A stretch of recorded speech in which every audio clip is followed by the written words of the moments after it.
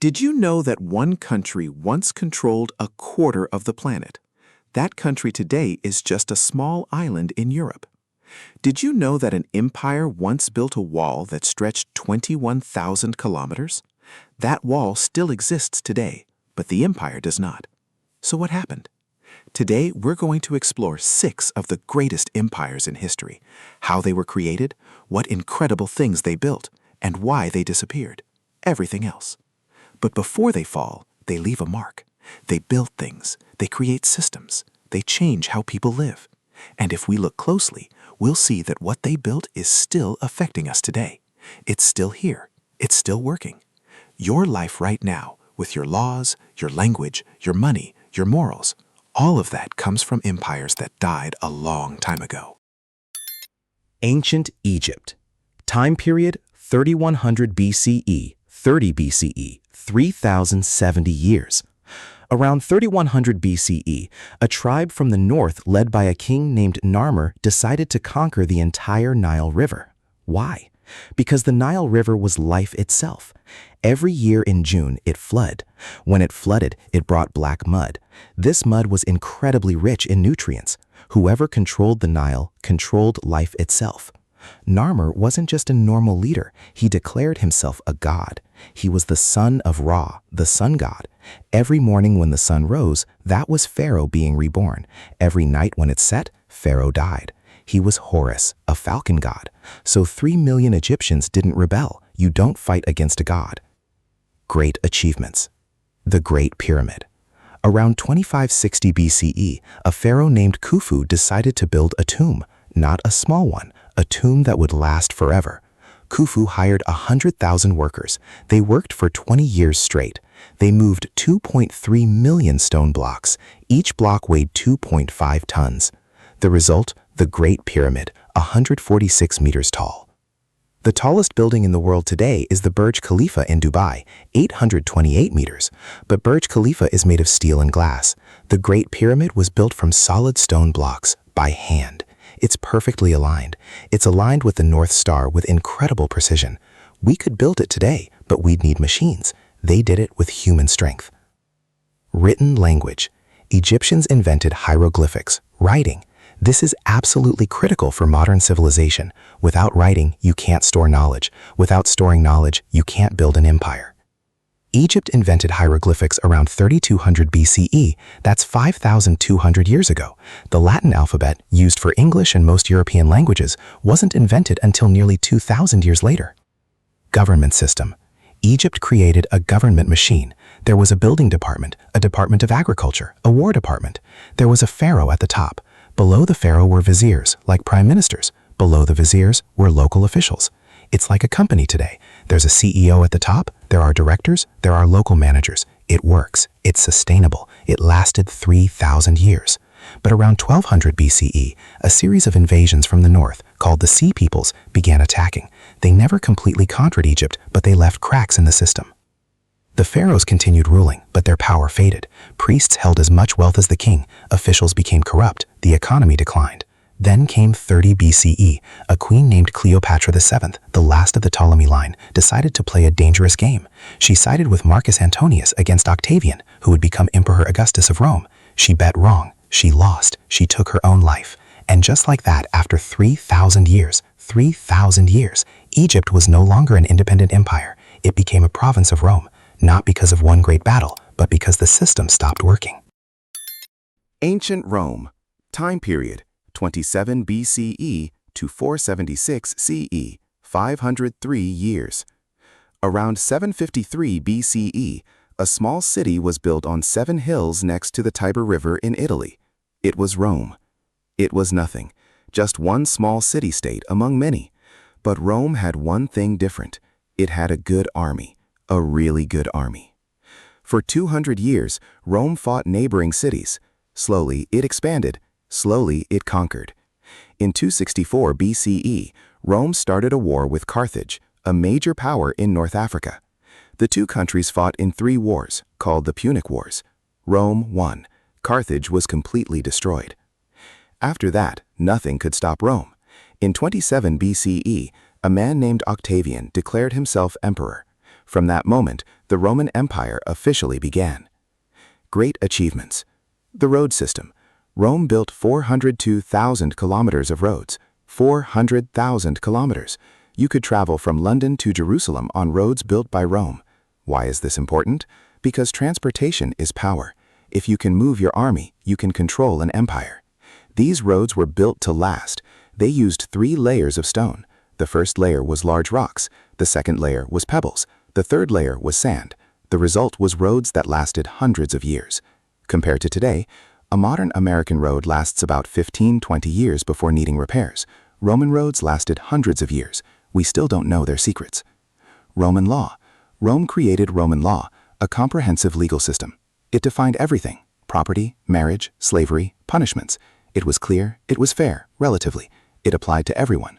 Most modern legal systems today are based on Roman law. Unified currency. Rome created a single currency used throughout the entire empire. It was called the denarius. You could use it in London, Rome, or Egypt. It had the same value everywhere. Compared to today, this is like the euro today. The euro is a single currency used by 27 European countries. It makes trade easy. Rome did this 2,000 years ago. The Appian Way. One of the most famous roads was the Appian Way, Via Appia. It was built in 312 BCE. It ran from Rome to Brindisi in modern Italy for 350 kilometers. It was built incredibly well. Until today, 2,300 years later, most of the Appian Way still exists and is still walkable. Aqueducts. Rome built giant water bridges to carry clean water from the mountains to the cities. One of the most famous is the Pont du Gard in modern France. It's 50 meters tall. It has 3 tiers of bridges. It was built around 50 CE. Until today, it still stands. It's still solid. But in 180 CE, an emperor named Marcus Aurelius died. He was a philosopher. He was a good man. The emperors who came after him were not like him. From that point on, everything fell apart. Armies started withdrawing from the borders. Currency declined. Silver in coins dropped from 50% to just 5%. Provinces started rebelling. Tribes from the north, Goths, Vandals, Franks, began invading. In 410 CE, a Goth named Alaric burned down Rome. This great city was captured and burned. In 476 CE, a military officer named Odoacer overthrew the last Roman emperor, a boy named Romulus Augustulus. And just like that, 503 years later, Western Rome no longer existed. Eastern Rome, also called the Byzantine Empire, continued for another 1,000 years until 1453. Ancient China. Time period 1046 BCE to 1912 CE, 2,958 years. Around 1046 BCE, a tribe called the Zhou declared that they had overthrown the Shang dynasty, the rulers of China at that time. Here's what's interesting. The Zhou didn't say they killed the Shang because they were stronger. They said the Shang fell because of the mandate of heaven. The idea was this: if you rule well, heaven will give you power. If you rule badly, heaven will take that power away. If something happens, floods, droughts, disease, it means heaven is no longer happy with you. This was brilliant. It allowed you to change leadership without actual revolutions. Great achievements. The civil service exam. This was revolutionary. Around 200 BCE, the Han Dynasty created the civil service exam, a system to select officials based on ability, not family name or connections. How did it work? A farmer could take the exam. If he passed, he became an official. If he passed higher levels, he could become a high-ranking official. Taking the exam was extremely difficult. You had to memorize all 2,000 Chinese characters, all 6 Confucian classics, thousands of pages, ancient history books, poetry. A person might spend 10-20 years studying. Only 1 to 3% of test takers passed. The Great Wall. Qin Shi Huang, China's first emperor, built a wall to protect the northern border, the Great Wall. It was 21,000 kilometers long, called the Great Wall, 10,000 li, an ancient unit. It was 10 meters tall. It had guard towers. It had checkpoints. Why? Because the north had nomadic tribes that could invade. The wall was built to keep them out. Compared to today, this is like a modern border security system. It was built slowly over many dynasties. It lasted for tens of centuries. Until today, it still exists. You can visit it. Unified writing. Qin Shi Huang also unified writing. Before this, each region had different characters. Qin created one unified writing system used throughout the empire. Why? Because if everyone spoke different languages, you couldn't communicate. If you couldn't communicate, you couldn't manage. The Terracotta Army. Qin Shi Huang also built an army, a terracotta army. 8,000 terracotta warriors to protect him in the afterlife. He believed in life after death. These statues were built between 221 to 206 BCE. Until 1974, they were buried underground. A farmer discovered them. They were excavated. Now they sit in a museum in Xi'an, China. Each statue has a different face. Each one is unique. Around 220 CE, a weak emperor of the Han Dynasty couldn't hold power. The empire collapsed. But, and this is the key difference, China never truly ended. Another dynasty, the Jin dynasty, came next, then the Tang dynasty, then the Song dynasty, then the Ming dynasty, then the Qing dynasty. What survived? The system, the idea. Dynasties changed, but the foundation stayed the same. Until 1912, when the final Qing dynasty fell and a republic was established. In total, 2,958 years, nearly 3,000 years. The Ottoman Empire, time period 1299 to 1922, 623 years. In 1299, a Turkish warrior named Osman Bey established a small kingdom in western modern Turkey. It was nothing, just a small region, but Osman Bey had an idea. He would build an Islamic empire. He would become the protector of Islam. He would conquer the surrounding regions. In 1453, Osman's descendant, a king named Mehmed II, called the Conqueror, captured Constantinople, the capital of the Byzantine Empire, Eastern Rome. This city had existed for 1,100 years. It fell in one day. Great achievements. Architecture. The Ottomans created unique architecture, massive Islamic mosques with large domes. The Blue Mosque in Istanbul is an example. It was built from 1609 to 1616. It has 6 minarets. It's decorated with blue tiles from Iznik. Compared to today, a modern building might use dozens of architects working at once. The Ottomans used craftsmen and a single architect. Their design still exists and is still considered a work of art. Legal system. The Ottomans created a legal system called Sharia law, Islamic law. It was based on the Quran and Hadith. It was clear. It applied to everyone, including non-Muslims, called dhimmi. The Janissaries. The Ottomans created an army called the Janissaries. These soldiers were selected from children in conquered provinces. They were taken from their families around age 10 to 14. They were trained from childhood to be loyal only to the Ottoman Empire. These soldiers were not allowed to marry, own property, leave the army, have a family. Their bodies completely belonged to the Ottoman Empire. No name, just a number. These soldiers would fight to the death. Tens of thousands died in the Russo-Turkish Wars.